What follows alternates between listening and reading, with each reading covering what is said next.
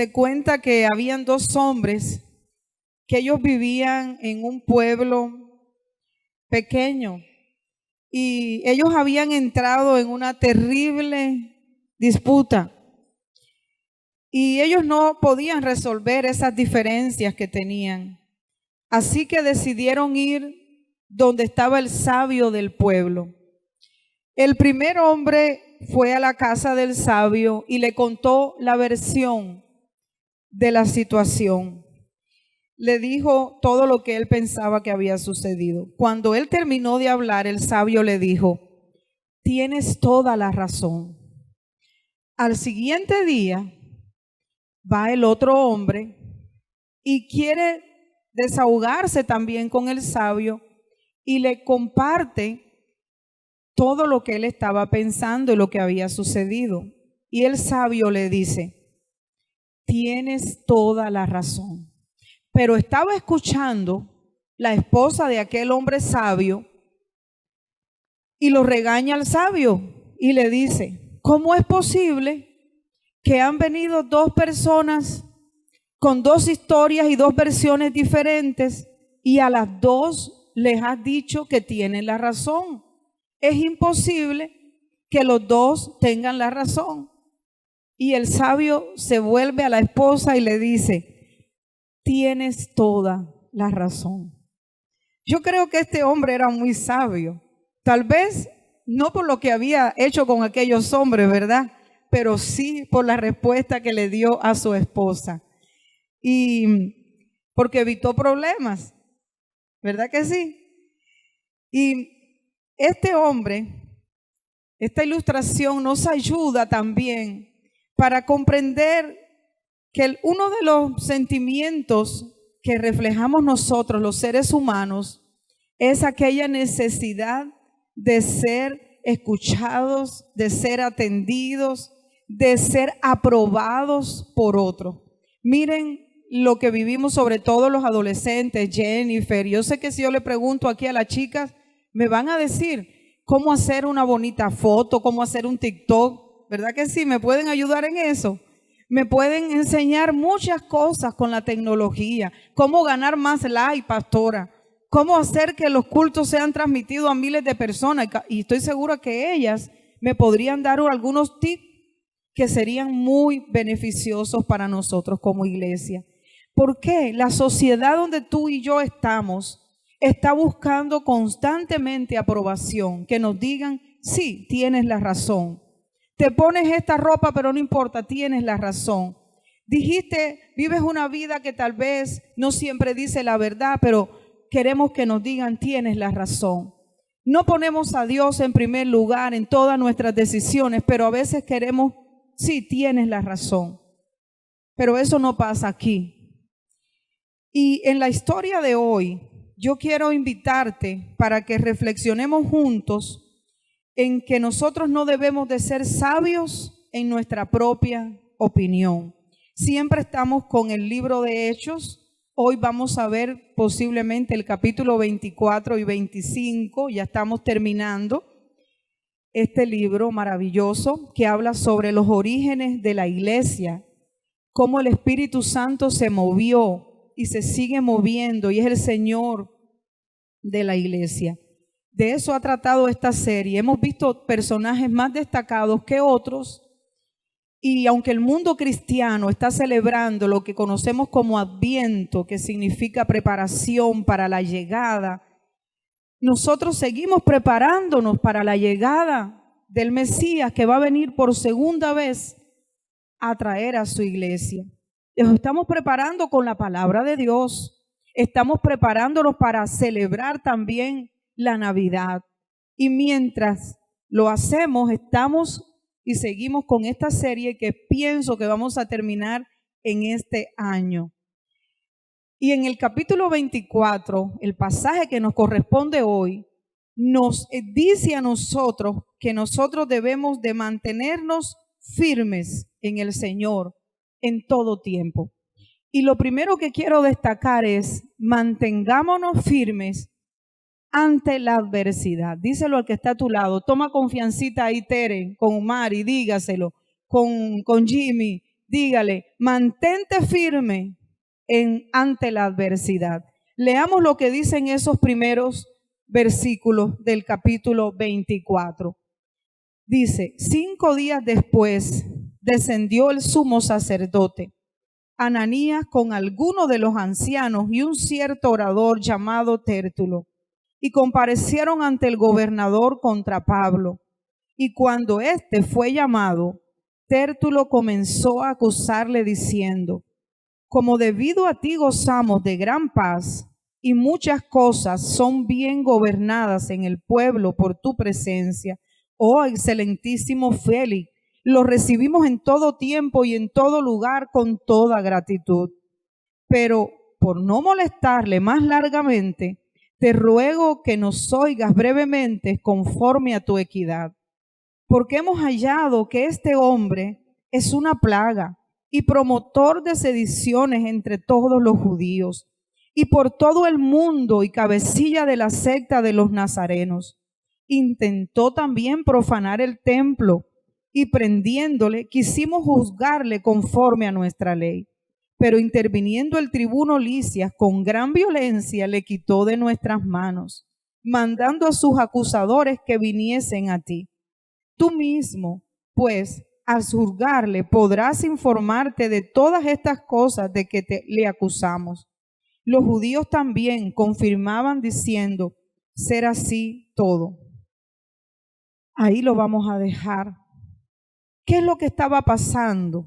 El apóstol Pablo, que había llevado el evangelio fuera de la sinagoga, fuera de la iglesia que estaba, pongámosle así, la iglesia que estaba establecida en aquel tiempo, llevó las buenas nuevas de salvación y la explicación del cumplimiento de las profecías acerca de Jesús y enseñó la grandeza de la fe cristiana en un mundo donde había la religión judía, quien tenía para ella todo lo que tenía relación con el Mesías. Lo tenía como en sus manos, que eran los únicos que podían enseñarlo, que podían transmitirlo, que podían administrarlo. Pero Dios siempre es Dios. Y Él quiso, cuando vino por primera vez, que se hizo un ser humano como uno de nosotros, humillarse. Y cuando levantó a Jesús, no lo levantó con la religión organizada. Levantó a Juan el Bautista, quien vivió en el desierto, quien no había tenido un maestro que lo instruyera para preparar el camino del Señor. Y levantó a Pablo, que era un perseguidor de la iglesia, de aquellos primeros cristianos que creyeron en Cristo, judíos y no judíos. ¿Para qué? Para llevar esa grandeza del evangelio. El evangelio, ¿qué cosa es? Que Jesucristo es Dios, que Él vino a la tierra, que vivió una vida perfecta y que Él ofreció su vida para que tú y yo tengamos la posibilidad, si creemos en Dios, si creemos en ese sacrificio, de tener vida eterna. Por medio del sacrificio de Cristo, estábamos separados, todos somos pecadores, pero cuando creemos que Cristo tomó mi lugar en la cruz del Calvario y yo creo que Él pagó por todos mis pecados y por todos los tuyos, yo sé que mi nombre es escrito en el libro de la vida, no por cosas buenas que yo pudiera hacer, sino porque a Él es toda la gloria, porque por su gracia estamos tú y yo aquí. Y por lo que Él hizo es que tú y yo podemos tener salvación y vida eterna. Y ese es el evangelio. Eso es lo que Pablo llevó. Pero ¿qué ganó Pablo con eso? Ganó un galardón grande en el cielo, que en la tierra no podía ser digno Pablo de recibirla. Ese galardón, esa gloria, esa corona, porque era tan grande que no se podía dar aquí. Y Dios reservó la gloria para Pablo allá para la eternidad. Porque aquí, ¿sabe qué ganó él? Ganó el odio de la gente, de mucha gente que lo apedreó una y otra vez. Aquí Pablo ya estaba preso porque había ido a Jerusalén a llevar una ofrenda de amor y porque había ido a adorar, porque él seguía adorando al mismo Dios de sus padres, al mismo Dios que él había conocido. Pablo no se estaba cambiando de Dios, se estaba cambiando de una manera de vivir. Y él lo expresa en todos estos 2 capítulos y lo expresa también en algunas de las cartas que él escribió. Más de la mitad de las cartas que están en el Nuevo Testamento fueron escritas por este hombre que por hacer la obra de Dios estaba preso. Y miren, dice que habían pasado 5 días, es decir, en el capítulo anterior miramos cómo lo acusaron. Pablo pudo hablar en las escaleras, pero además de eso lo llevan a otra ciudad, a Cesarea, bien linda, más de 400 hombres. Y miramos cómo Dios se había aparecido a Pablo en el capítulo anterior y le había dicho, no temas porque vas a ir a Roma. Dios le había dicho eso a Pablo por la noche, en su noche más oscura. Y ahora pasan 5 días, Pablo está en Cesarea y aquellos mismos hombres que le estaban acusando allá en Jerusalén, ¿qué hicieron? Viajaron, y no crea que era un camino tan fácil como que usted ahora dice, me voy a Dallas y estoy allá en ¿cuántas horas? ¿En 2 horas? 4. O me voy de aquí a allí a New Orleans, como 7 horas, más o menos. No, ellos tomaron 5 días para llegar, porque el transporte y los caminos tenían dificultad para ser transitados. Pero esta gente con su celo, con la pasión equivocada, siguieron ¿a dónde? Hasta Cesarea.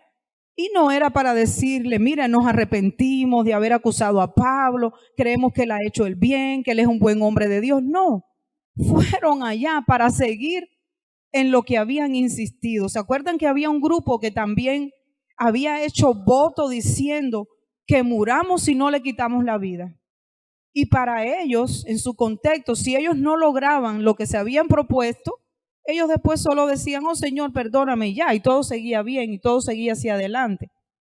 Pero en este caso, no se nos dice qué pasó con ellos, si se arrepintieron, no se arrepintieron con aquellos que habían hecho el voto. Pero los que llegan aquí ante Félix, ante el gobernador, vienen a acusar a Pablo. Y cuando yo te digo, mantente firme ante la adversidad, es porque Pablo nos da ejemplo de mantenernos firmes. A Pablo lo acusaron falsamente. A Pablo le dijeron que él, y buscaron al mejor abogado, porque Tértulo era un gran orador, un político hábil. No crea que buscaron a cualquiera. Miren cómo le habló al gobernador. Le dice, oh, excelentísimo, como debido a ti gozamos de gran paz. Todo el pueblo judío tiene gratitud. ¿Y sabe qué? Todo eso era mentira. Todo eso era mentira, porque este hombre, la historia lo recoge como un hombre corrupto, como un hombre que fue despiadado, como un hombre que hizo lo malo, pero como aquellos que venían a acusar a Pablo, querían que también Félix lo mandara a matar, lo condenara. ¿Cómo vinieron? Oh, usted tiene que hacer esto, tiene que hacer lo otro. No, le vinieron con palabras bonitas. Por eso no siempre las palabras bonitas, sobre todo a las chicas, yo siempre les digo esos consejos, no siempre son buenas. No siempre porque usted escuche palabras bonitas vienen de Dios, ni son las mejores, ni son verdad. Este abogado contratado sabía hablar bien, sabía cómo adular, pero no era verdad lo que estaba diciendo. No era porque quería exaltar a aquel hombre, quería adularlo porque quería un favor. Querían lograr lo que se habían propuesto en contra de Pablo. Y siguen aquellos hombres acusándolos y le dicen que Pablo es una plaga. ¿Qué cosa es una plaga? Porque yo conozco a una persona que se dedica allá en mi país, y yo sé que los que nos escuchan de Nicaragua lo saben. se dedica a decirle todo tipo de cosas al pueblo que piensa diferente. Y aquí esta gente, estos acusadores, le están diciendo a Pablo que él es una plaga, que él es un cabecilla, es decir, lo está denigrando. Su integridad, no le está diciendo hombre de Dios, el siervo del Altísimo, el escritor de las cartas del Nuevo Testamento. No le están diciendo eso. No le están diciendo, oh, el hombre ungido. No. Le están diciendo que él es lo peor, que es un cabecilla, que es como una mafia, que es el líder de aquellos del camino, que eran como algo despectivo, porque así se le llamaba a los primeros cristianos, los del camino, porque habían salido de la iglesia, de la sinagoga, porque seguían al Señor en donde quiera que iban, porque no eran cristianos solos dentro de la sinagoga, sino cuando iban a la escuela, al trabajo, en el súper, en todo lugar, eran cristianos. Entonces le decían los del camino como algo despectivo. Pero Jesús dijo, yo soy el camino, la verdad y la vida. Y Pablo no tenía problemas con eso. Pablo guardó silencio. Claro, era prisionero. Se mantuvo firme. Y yo te digo en esta mañana, amado hermano, amada hermana, yo no sé cuál es la situación que tú estás enfrentando y que te ha tocado vivir. Tal vez tienes personas que te adversan. Tal vez tienes un diagnóstico médico contrario a tu salud. Tal vez tú te sientes solo o sola, te sientes defraudado. Pero yo quiero decirte que vale la pena que tú te mantengas firme en los caminos del Señor. Mantente firme, no importa el tamaño del dolor, de la herida, del problema, del pasado. Mantente firme. Porque son días en que cada uno de nosotros está siendo medido, está siendo puesto en balanza. Son días en que en un abrir y cerrar de ojos suena la trompeta final. Mantente firme en lo que has creído. Mantente firme, no tomes decisiones en tiempos de crisis. Lo segundo que quiero destacar sobre este pasaje en los versículos que siguen es mantente firme en la verdad. Cuando al fin le dieron la oportunidad a Pablo para que hablara, él explicó la verdad. Pablo no se puso a decirle, es porque aquellos dijeron de mí, es porque me acusaron. Bueno, dijo que lo habían acusado falsamente de la mejor manera, ¿no? Pablo dio su testimonio. Pablo se enfocó en el Señor. Pablo se enfocó en su experiencia de vida. ¿No ves que a veces nosotros nos dejamos guiar porque alguien dijo algo de la pastora, alguien dijo algo del hermano o de la hermana? Y nosotros nos detenemos y no avanzamos. Pero déjame decirte, mantente firme en la verdad. La verdad es Dios, Él no cambia. Miren lo que dicen los versículos que siguen del 10. Habiéndole hecho señal al gobernador a Pablo para que hablase, éste respondió, porque sé que desde hace muchos años eres juez de esta nación, con buen ánimo haré mi defensa. Pablo no le está adulando, está apelando ¿a qué? A la autoridad que él tiene. Él está diciendo, yo sé que tú vas a hacer una justicia equitativa, debes hacerla, aunque al final parece que no lo hace. Pablo no le está diciendo, le está respetando, no le está quitando su autoridad, le está respetando, le está hablando con respeto. Y le dice, porque sé que desde hace muchos años has estado como juez y con buen ánimo haré mi defensa. ¿Usted escuchó bien esto? Con buen ánimo. Pablo estaba en la cárcel. Pablo sabía que lo querían matar. Pablo tenía mucha gente que estaba en contra de él. Pero dice aquí que Pablo tenía, ¿cómo dice? Ayúdenme. Buen ánimo. Y nosotros, ¿por qué nos desanimamos por tan poquitas cosas? Si no me le pusieron un like a la foto, ya me desanimo. Si no bajé 2 libras que quería bajar en la semana, desanimada. No sé cuántos logran esas metas, pero si no le escribí a Cristian para decirle, Cristian, tú eres un hombre de Dios, Dios te ama. La pastora no me escribió, me desanimo. ¿A cuánto nos ha pasado? Me pasó por el lado en el carro y no me saludó. Me desanimo. No me dijo que me había peinado el pelo hoy mi esposo, que me lo había puesto más bonito. Me desanimo. Hermanos, Pablo estaba en la cárcel. Pablo estaba preso. Su vida estaba en peligro. Pero dice que él tenía buen ánimo. Y siguió explicándole, dice, puedes cerciorarte que apenas hace 12 días llegué a Jerusalén para adorar. ¿Qué le está diciendo Pablo? No tuve tiempo de armar ninguna rebelión, no tuve tiempo para conspirar.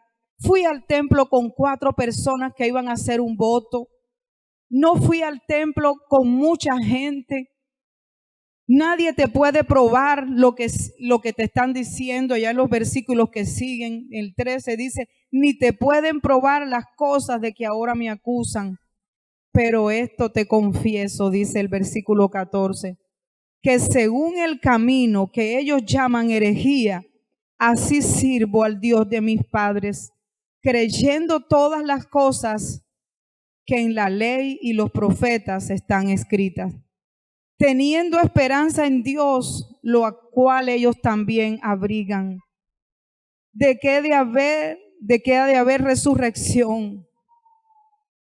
Mire, mi amado hermano, mantente firme en la verdad.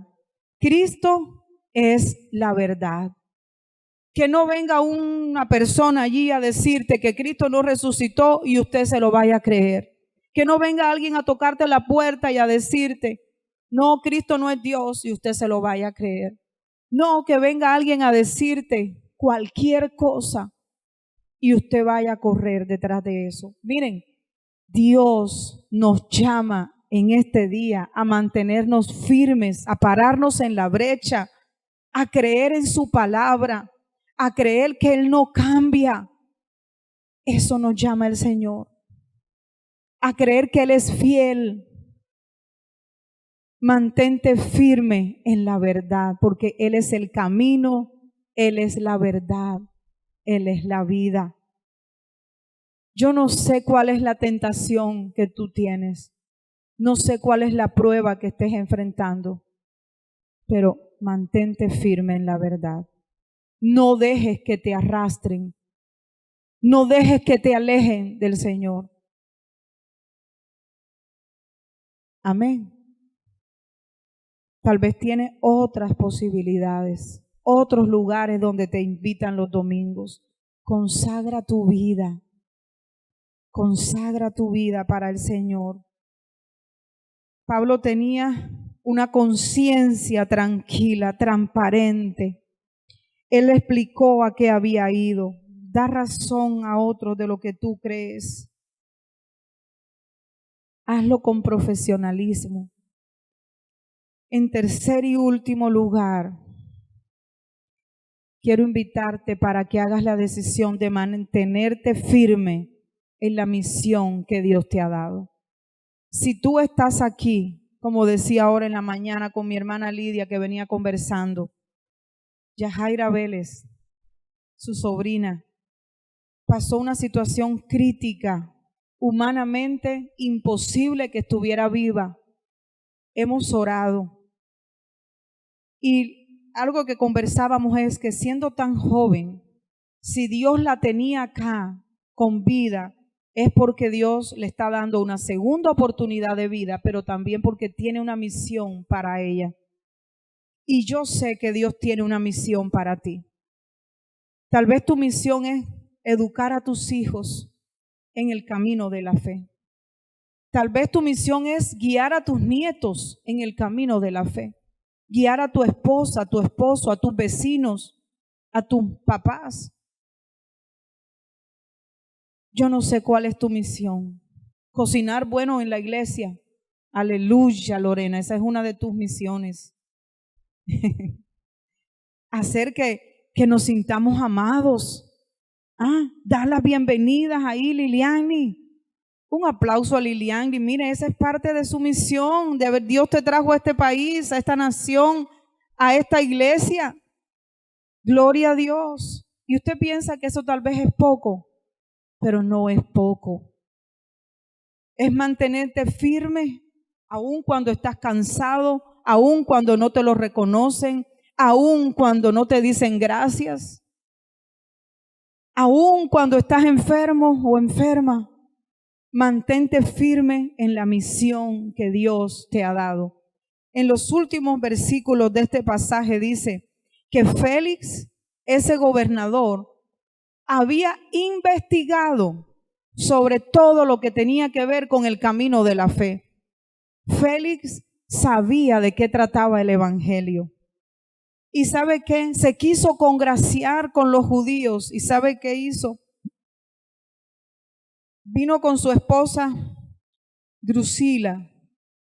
Esta mujer se conoce en la historia por ser una mujer muy joven cuando se casó con el gobernador Félix, que ya venía de segundo matrimonio, pero además era una mujer despiadada. Era una mujer que se le conoce como por ser muy hermosa. Y había sido, imagínense ustedes, a ver quiénes recuerdan, la hija de Herodes Agripa I, el que había mandado a matar al apóstol Santiago, que fue decapitado. Ella era sobrina nieta de Herodes, el que había mandado a matar a Juan el Bautista, porque la familia de los Herodes fue una familia malvada, pero fue una familia a la que Dios visitó y le habló y se le predicó el evangelio por personas muy escogidas y especiales. Los magos, Juan el Bautista, Jesús mismo. El bisabuelo de esta mujer había sido el Herodes que mandó a matar a todos los niños menores de 2 años cuando nació Jesús. Entonces, ellos dos, Drusila y Félix, escucharon a Pablo todo lo que Pablo tenía que decirles. Y miren qué le respondió. Pero en el versículo 25, al disertar Pablo acerca de la justicia, del dominio propio y del juicio venidero, Félix se espantó y dijo: ahora vete, pero cuando tenga oportunidad te llamaré. Esperaba también con esto que Pablo le diera dinero para que le soltase, por lo cual muchas veces lo hacía venir y hablaba con él. Pero al cabo de 2 años recibió Félix por sucesor a Porcio Festo, y queriendo Félix consagrarse con los judíos, dejó preso a Pablo. Qué increíble esta historia. Miren, Félix y Drusila tuvieron a un gran orador delante de ellos, a un escritor que cualquiera de nosotros nos hubiéramos puesto en una fila para pedirle que nos firmara un libro, que nos diera su autógrafo. Ellos tuvieron a Pablo allí. Y dice que Pablo les habló ¿de qué? De la justicia. Y la justicia de Dios, tú y yo a veces no la podemos entender. Porque nosotros queremos muchas veces que Dios nos haga justicia a nosotros, ¿verdad? Cuando nos abusan, cuando nos tratan mal, cuando nos dejan, cuando nos murmuran. Nosotros decimos: oh Señor, mira, esto es algo injusto. Hazme justicia. Bueno, yo ya no quiero decir eso en mi vida.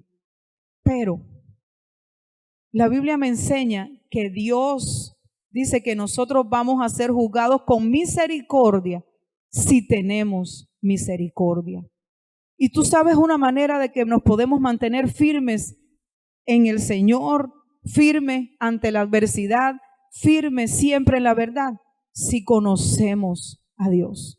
Porque si no conocemos que Dios es justo por excelencia y que cuando me da mi justicia, también me tiene que dar juicio, porque también yo le he defraudado a otros y en primer lugar le he defraudado a Él. Entonces, cuando yo conozco de Dios, Pablo estuvo preso 2 años. ¿Y sabe cuál fue el ministerio de Pablo en esos 2 años? Preparar los sermones para cuando aquel gobernador se le ocurriera llamarlo. Dice, muchas veces Félix fue llamando a Pablo. Muchas veces, y cada vez que venía delante de aquel gobernador era para hablarle de la palabra de Dios. Era para hablarle de Cristo, era para hablarle de lo que Dios había hecho en su vida, para hablarle que él era justificado delante de Dios por los méritos de Cristo. Le habló de la importancia del dominio propio, de que el Espíritu Santo mora en uno y es el que nos ayuda para no responder mal por mal. Ese es el dominio propio. Y Pablo también le había hablado del juicio venidero. Porque miren, todos y cada uno de nosotros vamos a estar un día delante del trono de Dios.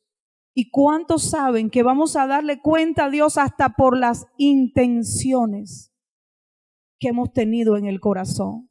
Porque dice Cristo, yo vine a cumplir la ley. Y dice Él, en la ley de Moisés dice, cualquiera que adultera contra su prójimo es pecado, ¿verdad? Pero Jesús dijo, cualquiera que aún en su mente codicia, ya está mal. Vamos a ser juzgados hasta por las intenciones con las que hablamos. Alguien te puede decir, Dios te bendiga. Y a veces ese Dios te bendiga es, llévatelo, Señor. Que yo lo he visto eso. O tal vez alguien te dice algo que tal vez hasta te puede herir, pero te lo está diciendo con el ánimo de levantarte, de exhortarte, de ayudarte. Y no hay una mala intención. ¿Y qué pesa mejor delante de Dios? ¿El que te dijo una palabra bonita y no te exhortó? ¿O el que tal vez te hirió en un momento? Las mamás nos pasa mucho eso con los hijos. Nadie tal vez le va a decir lo que le decimos nosotros a nuestros hijos, pero lo hacemos con mala intención. Los hacemos que se enojen, los hacemos que lloran a veces, pero qué madre que está aquí, qué maestra, qué tutora, qué pastor le va a querer decir algo, padres también, ¿verdad? Le va a querer decir algo con una mala intención a un hijo. Ninguno de nosotros. Entonces, Pablo les habló del juicio venidero. ¿Cómo no vamos a hablar hoy en día de que un día vamos a estar delante del trono de Dios? Si los juicios de Dios ya han comenzado sobre la tierra, solo hace falta ver lo que se está viviendo. Y no tenemos los días comprados. Cuando Félix oyó eso, hasta tembló. Tembló. Aquí dice, se espantó en esta versión. Y no conocen ustedes a personas así, que escuchan la palabra de Dios, que un día nos vamos a presentar delante de Dios, que debemos de estar a cuenta con Dios, que debemos consagrar nuestra vida a Él. Y te dicen lo que mismo dijo Félix a Pablo. Cuando escuchó ese, le puso un punto y una coma, que siempre cuando veo esto y digo, pero, le dijo, ahora vete, pero cuando tenga oportunidad, te llamaré. Tenía un buen predicador, tenía la sana doctrina, tenía la exclusividad. ¿Y qué pasó? Dijo, vete. Hemos hablado a mucha gente, Dios te ama, ven a los pies de Cristo. Reconcíliate con el Señor, hoy es el día. Comienza de nuevo. ¿Y qué pasa? Te dice, voy a esperar. No, hoy no, mejor no. ¿Vas a hacer la oración? Le decimos. ¿Quieres recibir a Cristo hoy? Y te dice, voy a esperar. Como si tuviéramos el día comprado. En que si tuviéramos la eternidad ya comprada desde ahora. No sabemos el día y la hora en que Dios nos va a llamar a su presencia. Y debemos de caminar ligeritos con Él. Mi amado hermano, mi amada hermana, no pospongamos el estar a cuentas con Dios. No lo retrasemos. Es un llamado de Dios hoy para cada uno de nosotros. Y ese llamado es a mantenernos firmes en la fe. Es un llamado a buscar en primer lugar, y le voy a pedir a Carlos que me ayude con Raulito. Es un llamado, mi amado hermano, mi amada hermana, para que tú y yo busquemos la sabiduría que viene de Dios. ¿Sabe cuál es la sabiduría que viene de Dios? Dice que el temor de Dios es el principio de la sabiduría. No aquella sabiduría como el sabio de nuestra ilustración, que a todo el mundo le dio la razón, ¿verdad? No, busquemos de todo corazón la sabiduría que viene de Dios. Busquemos la manera de mantenernos firmes ante la adversidad, porque como decíamos la semana pasada, puede llegar la adversidad en cualquier momento a nuestras vidas, pero la decisión de lo que hagamos tú y yo, el lugar que le demos a Dios, si lo ponemos a Él como prioridad, esa va a ser toda la diferencia. Las adversidades pueden llegar, te pueden acusar, te pueden dejar solo, puedes estar en la cárcel, puedes estar oprimido, puedes estar sin saber qué hacer, pero mantente firme, que Dios tiene una palabra, tiene un plan para nosotros. Dios le había dicho a Pablo, vas a ir a Roma. Y habían pasado ¿cuántos años? 2. A veces nos dan una palabra y nosotros creemos que tiene que ser ya y que tenemos que salir corriendo. Claro, a veces la palabra no la da Dios. O a veces nos cambiamos de la posición de adoración que estábamos cuando se nos dio la palabra y después le echamos la culpa a Dios, ¿verdad? Ese es otro tema. Pero Dios mismo le había dicho a Pablo, vas a ir a Roma. Y pasaron 2 años y Pablo siguió firme cumpliendo la misión que Dios le había encomendado. Preparar sermones, y posiblemente ahí fue donde escribió muchas de las cartas que están en nuestra Biblia, en nuestro Nuevo Testamento. Sobre todo la de Filipenses, la carta del gozo. La carta que dice, regocijaos en el Señor siempre. ¿Sabe dónde la escribió Pablo? En la cárcel. Las grandes doctrinas que tú y yo tenemos, el justo por la fe vivirá, en la carta a los Romanos, Efesios, los Gálatas, las escribió, la tenemos aquí en nuestra Biblia, a veces no la leemos, pero tienen un valor muy grande porque fue escrita con lágrimas, con dolor, con fe, con convicción.